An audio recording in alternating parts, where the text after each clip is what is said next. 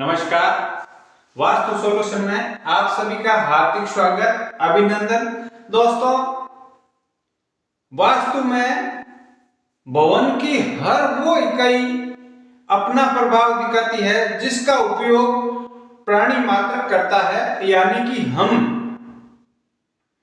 भवन की जिस इकाई का उपयोग करेंगे वो हमें सजीव के जैसे परिणाम देगी। अगर इकाई वास्तु के नियमों पे खरी उतरती है तो वहां से पॉजिटिव एनर्जी हमें मिलेगी, और अगर इकाई वास्तु के विपरीत बनी हुई है, वास्तु के सिद्धांतों का इकाई के साथ मेल नहीं हो रहा है, मैच नहीं हो रहा है, तो वो इकाई हमें नेगेटिव परिणाम देगी। आज जो चर्चा की जा रही है उस चर्चा में शामिल है भवन की ऊंचाई, भवन की छत। हर जगह जब भी वास्तु की चर्चा होती है तो मोटा मोटी तौर पे ये कहते हुए सुनते हैं कि मेरे फला इकाई फला जगह पे है, इसलिए मेरे घर की वास्तु अच्छी है। अर्थात किसी ने कह दिया कि मेरा घर का जल ईशान कोण में है, इसलिए मेरे घर की वास्तु अच्छी है। कोई ये कह रहा है कि मेरी रसोई घर आग्नेय कोण में है, इसलिए वास्तु अच्छी है। दोस्तों, अगर रसोई आग्नेय कोण में है तो रसोई घर की वास्तु सही हुई है।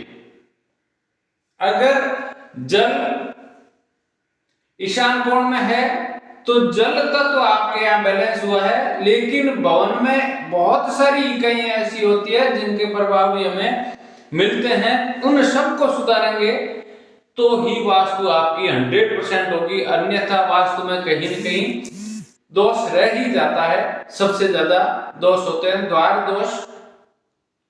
भवन में अगर 32 पद की वास्तु, 32 पदों के देवताओं की वास्तु, जिसको 81 पद वास्तु कहते हैं, का अनुसरण करें तो बहुत कम द्वार ऐसे होते हैं वहां पर शुभ वास्तु मानी जाती है। बाकी अगर कहीं भी गलत जगह पे द्वार होता है तो वास्तु के परिणाम अच्छे नहीं मिलते हैं। तो द्वार को सबसे महत्वपूर्ण इकाई माना गया है।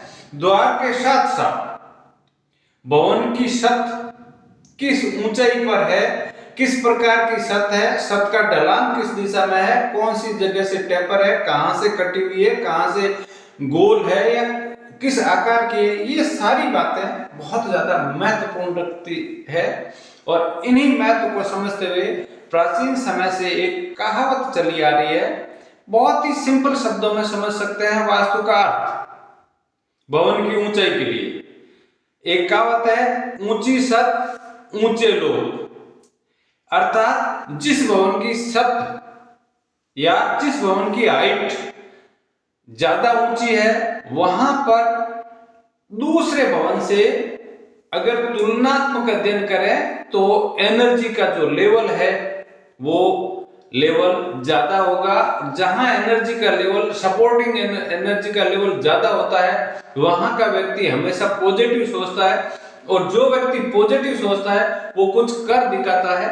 तो भवन की हाइट को भी महत्व दें, खाली 5 तत्वों तक सीमित ना रहें, 10 दिशाओं तक वास्तु को सीमित ना रखें।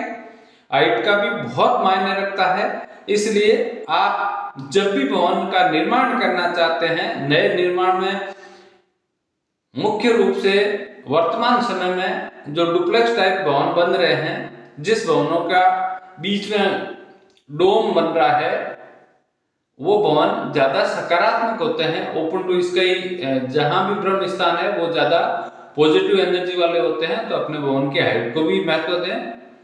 दोस्तों, अगर वीडियो अच्छा तक लगता है तो लाइक शेयर करें, सब्सक्राइब करना ना भूलिएगा। जय माता दी।